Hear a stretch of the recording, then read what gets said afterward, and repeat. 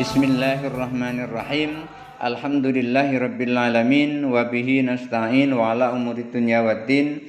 Wassalatu wassalamu ala sayyidil anbiya'i wal mursalin wa ala alihi wa ashabihi ajmain. Rabbi shrah li sadri wa yassir li amri wa hlul 'uqdatam min lisani yafqahu qawli, amma ba'du. Pembahasan kita kali ini adalah usul fikih. Apa itu usul fikih? Usul fikih itu terdiri dari dua kata, yaitu usul dan fikih. Usul itu artinya dasar, fikih itu artinya pemahaman. Secara terminologi, kata usul itu mempunyai beberapa pengertian. Pertama, dalil. Dalil itu artinya adalah landasan hukum. Seperti apa landasan hukum itu? Paling gampangnya begini. Kita setiap hari kan melakukan sholat.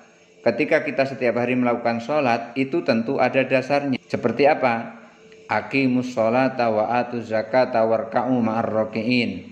Jadi aqimus sholata itu artinya dirikanlah sholat. Maka kita diperintahkan oleh Allah untuk mendirikan sholat. Itu sebagai dasar bahwa kita sholat setiap hari. Kemudian yang kedua, al-qaidatu, kaidah. Kaidah di sini artinya juga sebagai dasar atau pondasi. Apa landasannya diartikan sebagai kaidah? Sabda Rasul sallallahu alaihi wasallam, bunyal islamu ala khamsi usulin. Islam itu dibangun di atas 5 dasar atau 5 pondasi. Yang dimaksud 5 pondasi itu apa?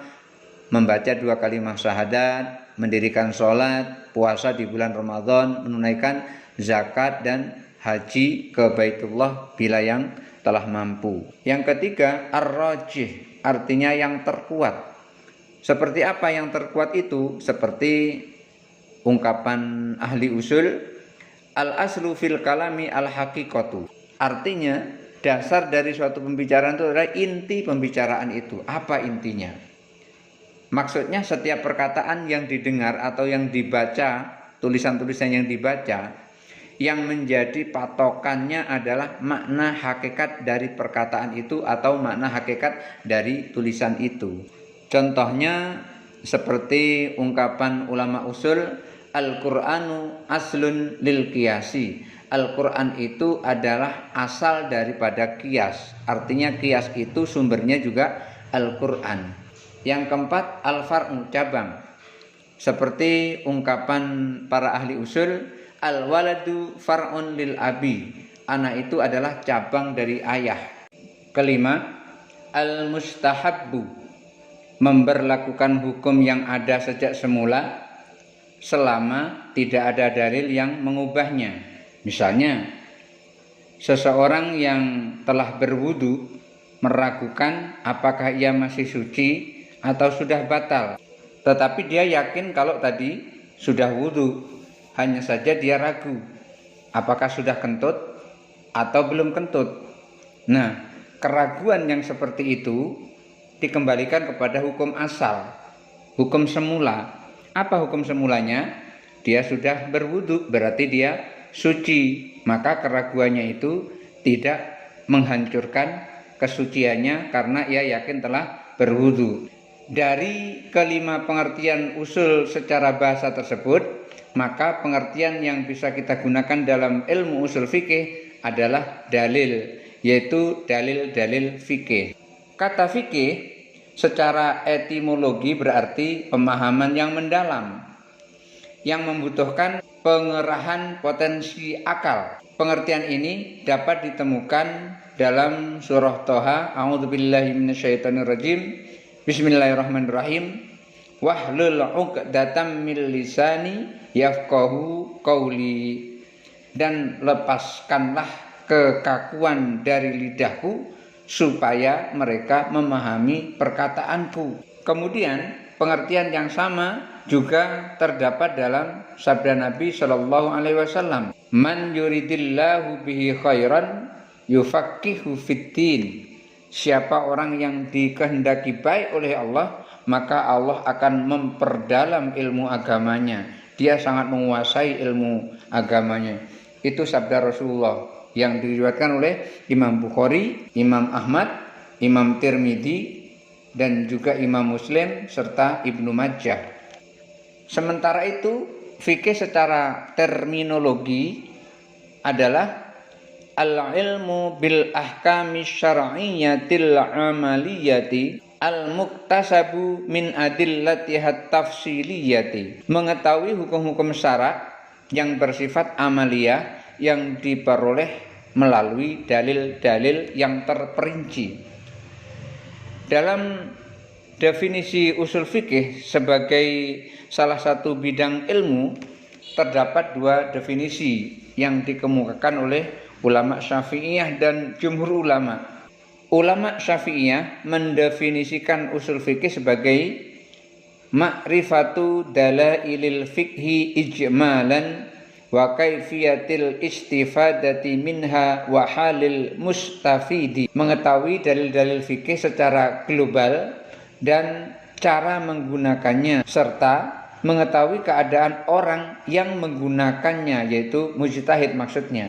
Definisi ini atau pengertian ini menggambarkan bahwa yang menjadi objek kajian para ulama usul fikih adalah dalil-dalil yang bersifat ijmali atau bersifat global, seperti kehujahan ijma' dan qiyas. Usul fiqh juga membahas bagaimana cara mengistimbatkan hukum dari dalil-dalil itu, seperti kaidah mendahulukan hadis mutawatir dari hadis ahad dan mendahulukan nas dari zahir. Dalam usul fikih dibahas pula syarat-syarat orang yang menggali hukum dari dalil-dalil itu. Untuk yang disebut terakhir ini, menurut ulama Syafi'iyah, dalam pembahasan usul fikih juga dibahas syarat-syarat mujtahid dan persoalan-persoalan yang berkaitan dengan masalah taklid. Jumhur ulama, maksudnya adalah jumhur ulama usul fikih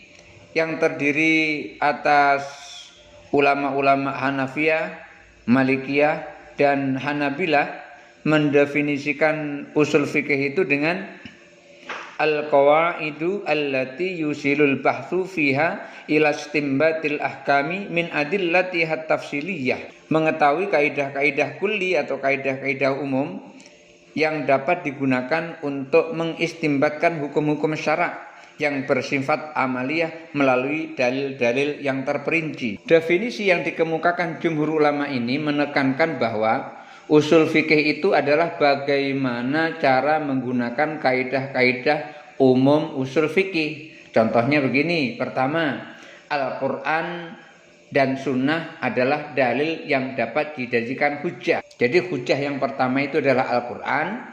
Kalau di Al-Quran tidak ada, baru ke Sunnah. Keduanya itu adalah dalil-dalil yang dijadikan hujah.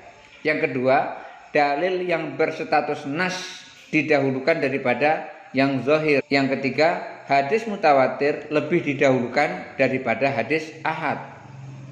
Yang keempat, kaidah umum al-amru lil wujubi, perintah itu adalah untuk wajib. Artinya asal ada perintah aslinya adalah wajib. Yang kelima, kaidahnya an-nahyu lit tahrim, asal ada larangan itu asalnya adalah haram. Jadi asal dilarang itu haram. Jadi ini adalah contoh-contoh dari kaidah-kaidah umum usul fikih. Dari kaidah-kaidah umum ini terkandung hukum-hukum rinci yang tidak terhitung jumlahnya, banyak sekali.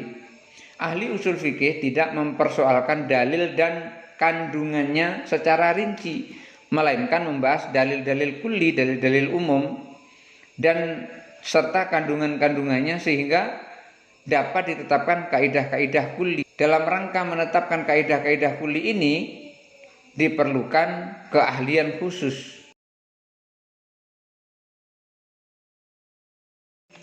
Berikutnya kita kaji tentang ruang lingkup usul fiqh. Telah dijelaskan sebelumnya tadi bahwa definisi yang dikemukakan oleh para usul fikih, ulama-ulama usul fikih, menyatakan bahwa yang menjadi objek kajian usul fikih yang membedakannya dari kajian fikih antara lain adalah yang pertama, sumber hukum Islam atau dalil-dalil yang digunakan dalam menggali hukum syara', baik yang disepakati maupun yang belum disepakati.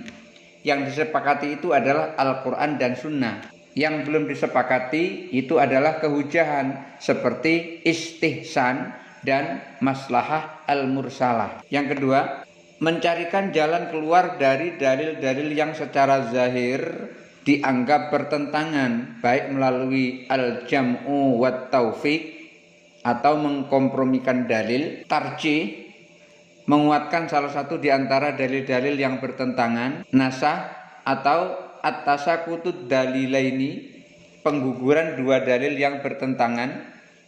Misalnya ada pertentangan antara ayat dengan ayat dengan hadis, atau pertentangan antara hadis dengan pendapat akal.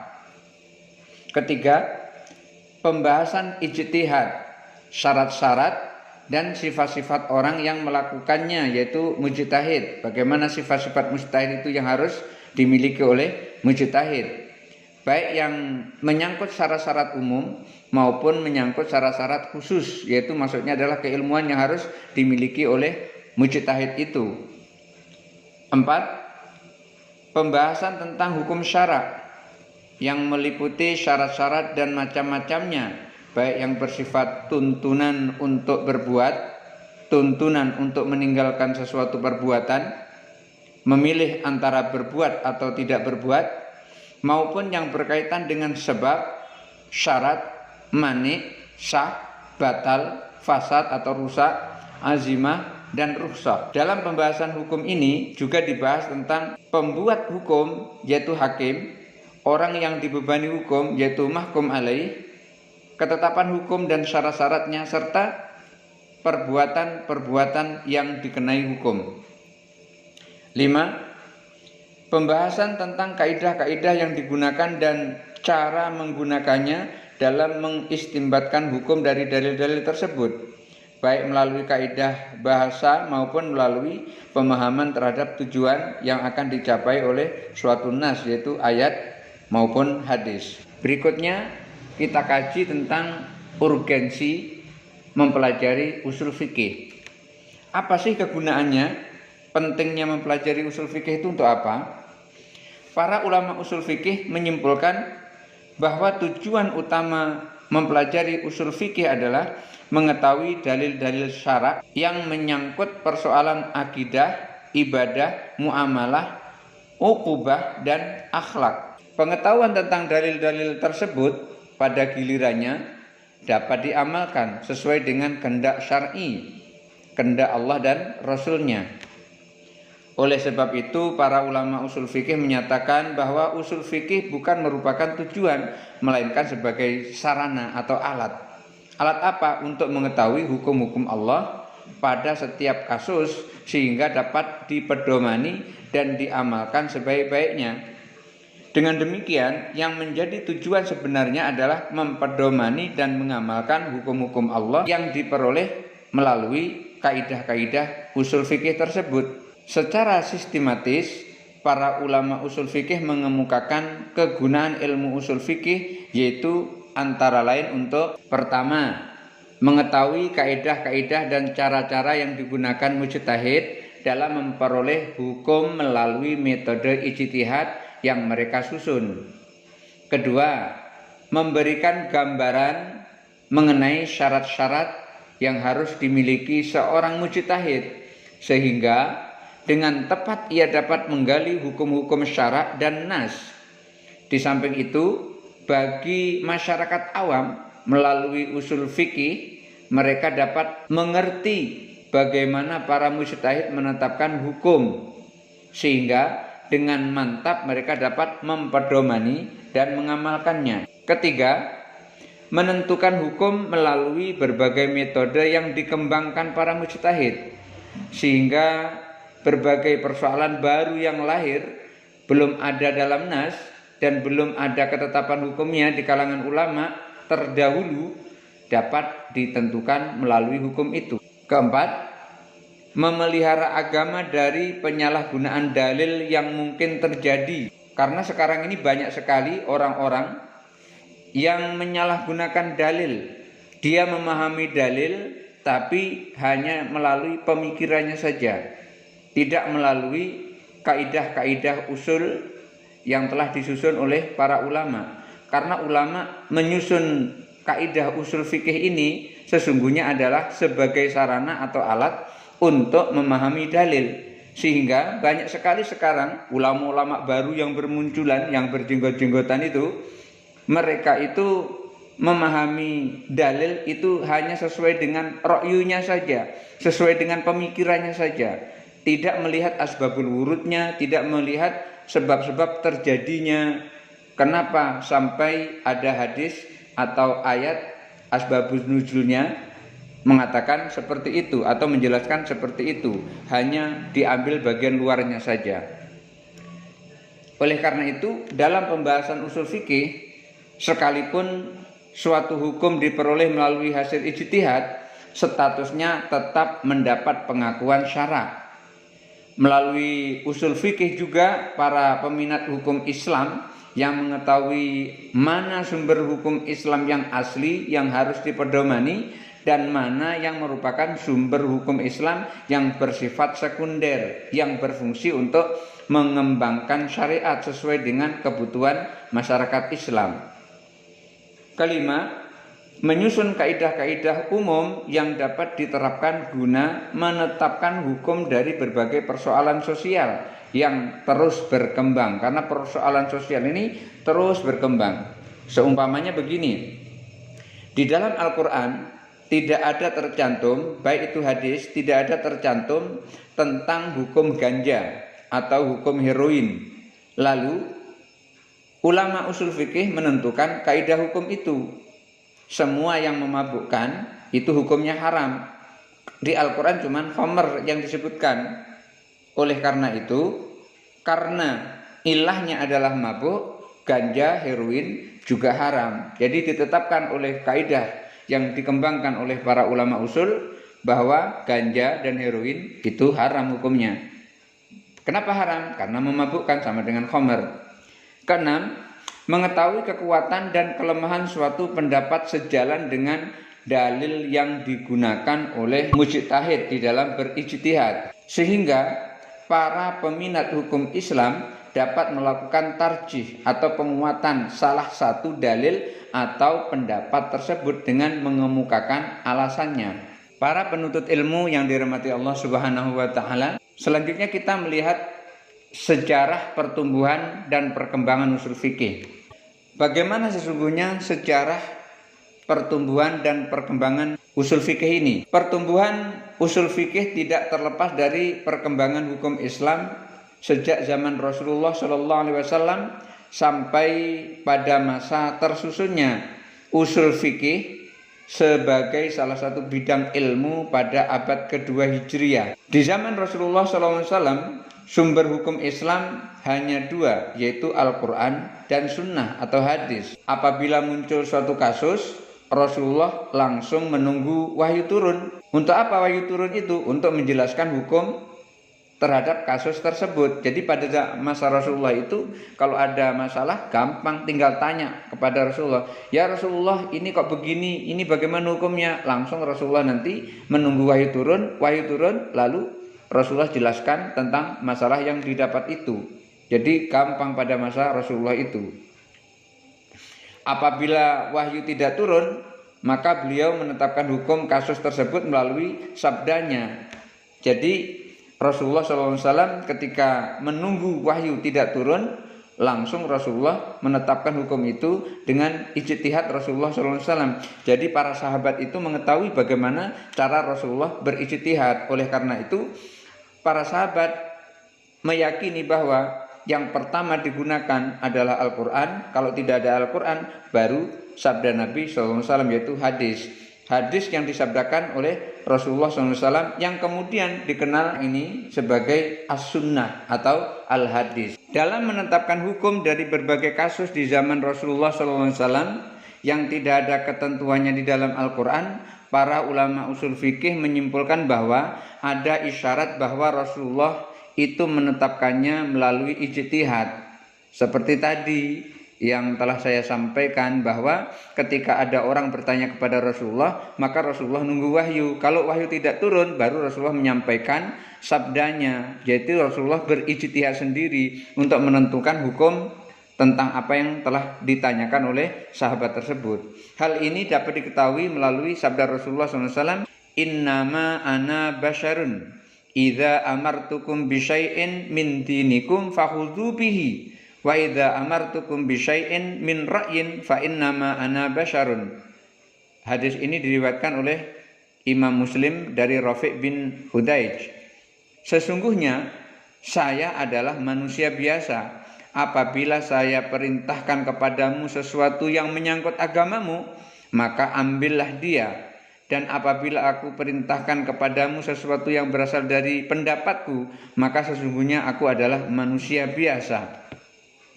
Hasil ijtihad Rasulullah SAW ini secara otomatis menjadi sunnah sebagai sumber hukum dan dalil bagi umat Islam. Dalam beberapa kasus, Rasulullah SAW juga menggunakan qiyas. Ketika menjawab pertanyaan para sahabat, misalnya beliau menggunakan qiyas ketika menjawab pertanyaan Umar ibn Khattab tentang batal tidaknya puasa seseorang yang mencium istrinya. Rasulullah SAW ketika itu bersabda, Ara'aita lau tamadmadta wa anta shaimun? Qultu la ba'sa bihi. Qala fasumhu. Rawahul Bukhari wa Muslim wa Abu Dawud. Apabila kamu berkumur-kumur dalam keadaan puasa, apakah puasamu batal? Umar menjawab, tidak apa-apa, tidak batal. Rasulullah SAW kemudian bersabda, maka teruskan puasamu. Dalam hadis ini Rasulullah menjelaskan, menurut para ulama usul fikih, mengkiaskan hukum mencium istri dalam keadaan berpuasa dengan hukum berkumur-kumur bagi orang yang berpuasa. Artinya berkumur-kumur dalam orang yang berpuasa itu tidak membatalkan puasa. Begitu juga ketika mencium istri juga tidak membatalkan puasa. Maka ciumlah sekarang istrimu, karena puasa tidak batal karena mencium istri. Jika berkumur-kumur saja tidak membatalkan puasa, maka mencium istri pun juga tidak membatalkan puasa. Maka sekarang ciumlah. Cara-cara Rasulullah SAW dalam menetapkan hukum ini yang menjadi bibit munculnya ilmu usul fikih. Karena para ulama usul fikih menyatakan bahwa usul fikih ada bersamaan dengan hadirnya fiqh, yaitu sejak zaman Rasulullah SAW. Bibit ini semakin jelas di zaman para sahabat. Kenapa? Pada zaman para sahabat itu kok begitu jelas atau lebih jelas? Karena wahyu dan sunnah Rasul tidak ada lagi. Sementara persoalan yang mereka hadapi semakin berkembang. Oleh karena itu para tokoh mujtahid yang termasyhur di zaman sahabat tersebut diantaranya adalah Umar bin Khattab, Ali bin Abi Thalib, dan Abdullah bin Mas'ud. Dalam berijtihad, Umar bin Khattab sering mempertimbangkan kemaslahatan umat dibanding sekedar menerapkan nas secara zahir. Sementara tujuan hukum tidak tercapai.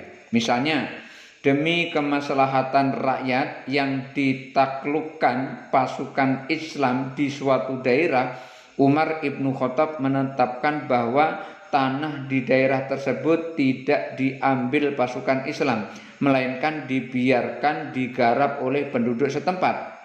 Dengan syarat, setiap panen harus diserahkan sekian persen kepada pemerintah Islam.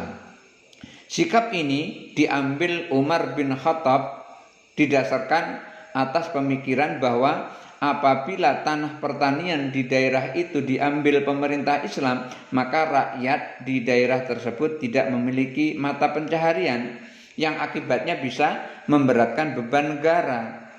Para ulama usul fikih berpendapat bahwa landasan pemikiran Umar bin Khattab ini dalam kasus ini adalah demi kemaslahatan. Ali bin Abi Thalib juga melakukan ijtihad dengan menggunakan qiyas, yaitu mengkiaskan hukum orang yang meminum khamr dengan hukum orang yang melakukan qadzaf, menuduh orang lain berbuat zina. Alasan Ali bin Abi Thalib dalam menetapkan dengan qiyas ini adalah bahwa seseorang yang mabuk karena meminum khamr akan mengigau. Apabila ia mengigau, maka ucapannya tidak bisa dikontrol dan akan menuduh orang lain berbuat zina. Hukuman bagi pelaku qadzaf adalah 80 kali dera, 80 kali dicambuk. Oleh sebab itu, hukuman orang meminum khamar sama dengan hukuman menuduh orang lain berbuat zina. Perkembangan permasalahan di zaman sahabat ini memerlukan upaya ijtihad yang semakin luas. Selain bertebarannya para sahabat di berbagai daerah yang saling berbeda budaya, ini mempengaruhi para sahabat dalam menetapkan hukum. Akibatnya, dalam kasus yang sama, hukum di satu daerah dapat berbeda dengan di daerah lainnya. Perbedaan hukum ini berawal dari perbedaan cara pandang dalam menetapkan hukum pada kasus tersebut. Di zaman tabi'in, permasalahan hukum yang muncul pun semakin kompleks. Para tabi'in melakukan ijtihad di berbagai daerah Islam. Di Madinah, muncul berbagai fatwa berkaitan dengan berbagai persoalan baru, sebagaimana yang dikemukakan Sa'id bin Musayyab. Di Irak muncul Al-Alqamah ibnu Waqqas, Al-Lais, dan Ibrahim An-Nakhai. Di Basrah muncul pula mujtahid di kalangan tabi'in seperti Hasan Al-Basri. Titik tolak para ulama tersebut dalam menetapkan hukum bisa berbeda yang satu dengan yang lainnya dari sudut kemaslahatan, sementara yang lain menetapkan hukumnya melalui qiyas. Ulama usul fikih Irak lebih dikenal dengan pengguna ra'yu. Dalam setiap kasus yang dihadapi mereka, ia berusaha mencari berbagai ilatnya, sehingga dengan ilat ini mereka dapat menyamakan hukum kasus yang dihadapi dengan hukum yang ada nasnya. Sikap ulama Irak ini bukan berarti meninggalkan sunnah Rasulullah, tetapi sikap ini mereka ambil karena sangat sedikit sunnah Rasul yang bisa mereka temukan. Adapun para ulama Madinah banyak menggunakan hadis-hadis Rasulullah karena mereka dengan mudah dapat melacak sunnah Rasulullah di daerah tersebut. Disinilah awal perbedaan dalam mengistimbatkan hukum di kalangan ulama fiqh. Akibatnya muncul 3 kelompok ulama, yaitu Madrasah Al-Iraq, Madrasah Al-Kufah, dan Madrasah Al-Madinah. Penamaan ini menunjukkan perbedaan cara dan metode yang digunakan dalam menggali hukum. Pada perkembangan selanjutnya, Madrasah Al-Iraq dan Madrasah Al-Kufah lebih dikenal dengan sebutan Madrasah Ar-Ra'yi, sedangkan Madrasah Al-Madinah dikenal dengan sebutan Madrasah Al-Hadis. Setelah itu muncul para imam mujtahid, khususnya imam madhab yang 4, yaitu yang pertama Nu'man ibnu Sabit yang lebih dikenal dengan Imam Abu Hanifah yang lahir tahun 80 Hijriah, wafat tahun 150 Hijriah. Yang kedua Malik ibnu Anas yang lebih dikenal dengan sebutan Imam Malik yang lahir tahun 93 Hijriah, meninggal tahun 179 Hijriah. Lalu muncul muridnya, yaitu yang ketiga Muhammad ibnu Idris Asy-Syafi'i yang lebih populer dengan sebutan Imam Syafi'i yang lahir tahun 150 Hijriah, meninggal 204 Hijriah. Dan kemudian yang keempat muncul Imam Ahmad ibnu Hambal yang lahir tahun 164 Hijriah, meninggal tahun 241 Hijriah. Masing-masing imam merumuskan metode usul fikih sendiri-sendiri, sehingga terlihat dengan jelas perbedaan antara satu dengan imam yang lainnya dalam mengistimbatkan hukum dari Al-Quran dan Sunnah. Imam Abu Hanifah mengemukakan urutan dalil dalam mengistimbatkan hukum sebagai berikut: Al-Quran, Sunnah, fatwa yang didasarkan atas kesepakatan para sahabat, fatwa para tabi'in yang sejalan dengan pemikiran mereka, qiyas dan istihsan. Sementara Imam Malik di samping berpegang kepada Al-Quran dan Sunnah juga banyak mengistimbatkan hukum berdasarkan amalan penduduk Madinah. Akan tetapi Imam Malik juga banyak menolak mengamalkan sunnah apabila terjadi pertentangan sunnah tersebut dengan Al-Quran. Selanjutnya muncul Imam Syafi'i dengan metode-metode ijtihadnya, dan sekaligus buat pertama kalinya membukukan ilmu usul fikih yang dibarengi dengan dalil-dalilnya. Kitab usul fikih yang disusun oleh Imam Asy-Syafi'i tersebut bernama Ar-Risalah. Bukunya agak tebal, kurang lebih sekitar 6 atau 5 cm itu bukunya. Namanya Ar-Risalah. Kitab ini disusun berdasarkan hasanah fiqh yang ditinggalkan para sahabat, tabi'in dan imam-imam mujtahid sebelumnya. Imam Asy-Syafi'i berupaya mempelajari secara seksama perbedaan yang terjadi antara al-hadis yang bermarkas di Madinah dengan ar-ra'yi di Irak. Dari kedua aliran ini, Imam Syafi'i berusaha untuk mengkompromikan pandangan kedua aliran tersebut serta menyusun teori-teori usul fikihnya. Dalam kitabnya Ar-Risalah, Imam Syafi'i berusaha memperlihatkan pendapat yang sahih dan pendapat yang tidak sahih.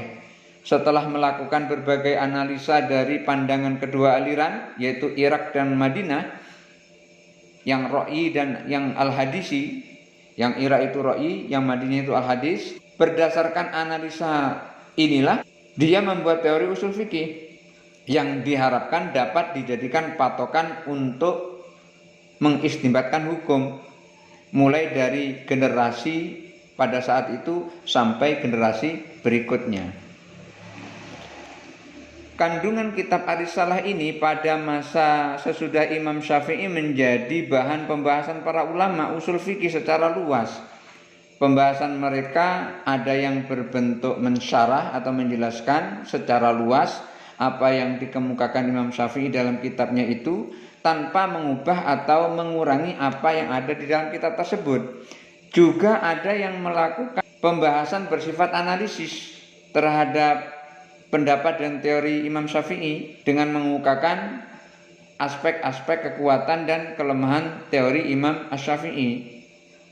Dan terkadang mengemukakan pendapat yang berlawanan dengan pendapat Imam Syafi'i. Misalnya, ulama usul fikih dari kalangan Hanafi mengakui teori-teori usul fikih Imam Syafi'i, tetapi mereka menambahkan metode atau teori lainnya, yaitu istihsan dan urf dalam mengistimbatkan hukum. Tetapi mereka menambahkan metode atau teori lainnya, yaitu istihsan dan urf dalam mengistimbatkan hukum. Ulama usul fikih Malikiyah juga melakukan hal yang sama, yaitu menambahkan ijma' al-Madinah, kesepakatan penduduk Madinah, karena status ijma' al-Madinah menurut mereka merupakan sunnah yang secara turun-temurun dilaksanakan sejak zaman Rasul SAW sampai ke zaman mereka. Ijma' al-Madinah tersebut tidak diterima Imam Asy-Syafi'i sebagai salah satu dalil dalam menetapkan hukum Islam. Di samping itu, ulama usul fikih Malikiyah juga membahas metode istihsan, maslahah mursalah, yang keduanya ditolak Imam Syafi'i, dan metode saddud dzari'ah. Para imam madhab dari keempat mazhab tersebut sepakat dengan dalil-dalil yang dikemukakan Imam Syafi'i, yaitu Al-Quran dan Sunnah, kemudian ijma' dan qiyas. Tetapi masing-masing madhab menambahkan metode istimbat hukum lainnya seperti yang dikemukakan di atas tadi. Dalam analisis para ahli usul fikih kontemporer seperti Husain Hamid Hasan, dari berbagai metode yang dikemukakan para imam madhab di atas, ulama usul fikih Syafi'iyah, para pengikut Imam Syafi'i maksudnya, ternyata menerima metode urf, maslahah mursalah dan syadud dzari'ah. Akan tetapi mereka menolak metode istihsan dan ijma' al-Madinah karena dipandang tidak dapat dijadikan sebagai salah satu metode dalam mengistimbatkan hukum Islam. Terlepas dari perbedaan pendapat di kalangan ulama usul fikih tersebut, termasuk di kalangan imam madhab yang 4, tentang berbagai metode ijtihad yang ada, para analis usul fikih menyatakan bahwa pada masa keempat imam mazhab tersebut usul fikih menemukan bentuknya yang sempurna, sehingga generasi-generasi sesudahnya cenderung hanya memilih dan menggunakan metode yang sesuai dengan kasus yang mereka hadapi pada zamannya masing-masing, baik menggunakan metode Imam Syafi'i, metode Imam Hambali, metode Imam Hanafi, dan metode Imam Ahmad, tinggal memilih saja. Dalam sejarah perkembangan fikih dikenal ada dua aliran usul fikih yang berbeda. Perbedaan ini muncul akibat perbedaan dalam membangun teori usul fikih masing-masing yang dibangun dalam menggali hukum Islam. Aliran pertama disebut dengan aliran Syafi'iyah dan jumhur mutakallimin atau ahli kalam. Aliran ini membangun usul fikih secara teoritis tanpa terpengaruh oleh masalah-masalah furu', masalah keagamaan yang tidak pokok. Dalam membangun teori, aliran ini menetapkan kaidah-kaidah dengan alasan yang kuat, baik dari nakli Al-Quran dan Sunnah maupun dari akli akal pikiran, tanpa dipengaruhi oleh masalah-masalah furu' dari berbagai mazhab, sehingga teori tersebut ada kalanya sesuai dengan furu' dan ada kalanya tidak. Setiap permasalahan yang diterima akal dan didukung oleh dalil nakli dapat dijadikan kaidah, baik kaidah itu sejalan dengan furu' mazhab maupun tidak, sejalan dengan kaidah yang telah ditetapkan imam mazhab atau tidak. Dalam kenyataannya ada ulama mazhab Syafi'iyah yang berupaya menyusun teori sendiri, sehingga terdapat pertentangan dengan teori yang telah dibangun. Misalnya Imam Al-Amidi, ahli usul fikih Syafi'i, menyatakan bahwa ijma' as-sukuti dapat dijadikan hujjah dalam menetapkan hukum Islam. Imam Asy-Syafi'i sendiri tidak mengakui keabsahan ijma' as-sukuti ini sebagai hujjah, karena ijma' yang dia terima hanyalah ijma' para sahabat secara jelas. Imam Al-Amidi dan Imam Al-Qarafi, ahli usul fikih Maliki, berupaya menggabungkan teori aliran Syafi'iyah atau mutakallimin dengan aliran fuqaha. Hal ini mereka lakukan untuk mencari jalan terbaik dalam masalah usul fikih. Oleh karena itu, ada beberapa teori usul fikih mereka yang bertentangan dengan pendapat mazhab mereka sendiri, seperti yang dikemukakan oleh Imam Al-Amidi di atas. Akibat dari perhatian yang hanya tertuju kepada masalah-masalah teoritis, teori yang dibangun aliran Syafi'iyah atau aliran mutakallimin sering tidak membawa pengaruh pada keperluan praktis sesuai dengan namanya aliran mutakallimin, ahli kalam.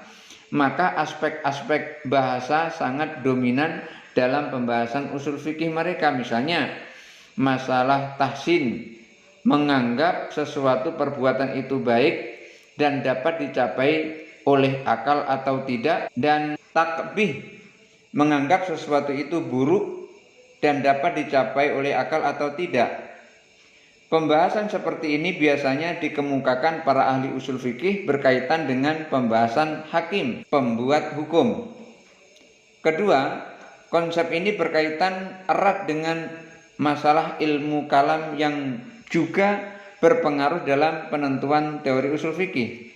Akibat lain dari teori aliran ini adalah terjebak dengan masalah-masalah yang terkadang mustahil terjadi, seperti persoalan taklif makdum, pembebanan hukum atas sesuatu yang tidak ada, atau terjebak dalam permasalahan akidah seperti kemaksuman terpelihara dari kesalahan Rasulullah. Aliran yang kedua dalam ilmu usul fikih adalah aliran fuqaha yang dianut ulama-ulama madhab Hanafi.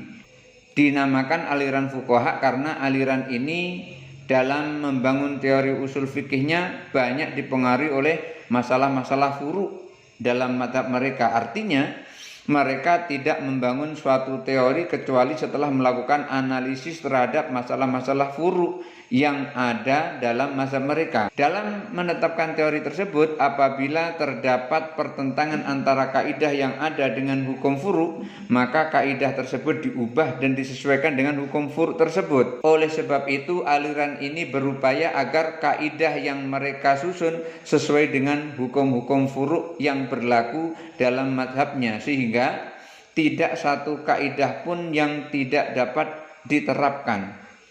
Berbeda dengan aliran Syafi'iyah atau aliran mutakallimin yang sama sekali tidak terpengaruh oleh furu yang ada dalam madhabnya, sehingga sering terjadi pertentangan kaidah dengan hukum furu dan terkadang kaidah yang dibangun sulit untuk diterapkan.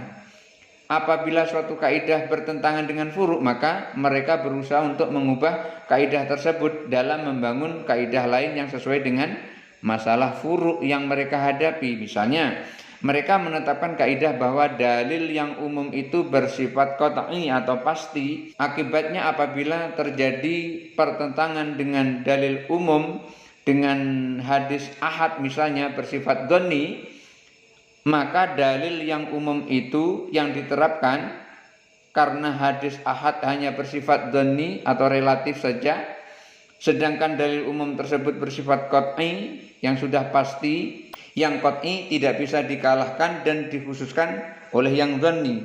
Di kalangan aliran fuqaha sendiri ada dalil usul fikih yang berupaya untuk mengkompromikan kedua dalil tersebut. Di antaranya adalah Imam Kamal Ibnu Human dalam kitab usul fikihnya At-Tahrir. Dari sekian banyak kitab usul fikih yang dianggap sebagai kitab usul fikih standar dalam aliran ini adalah kitab Al-Usul disusun oleh Abu Bakar Al-Jassah, Usul As-Syarahi disusun oleh Imam As-Syarahi, Taksis An-Nazar disusun oleh Imam Abu Zaid Al-Dabusi, dan lain-lain sebagainya. Mudah-mudahan ada manfaatnya. Wallahul muwaffiq ila aqwamit thoriq. Wassalamualaikum warahmatullahi wabarakatuh.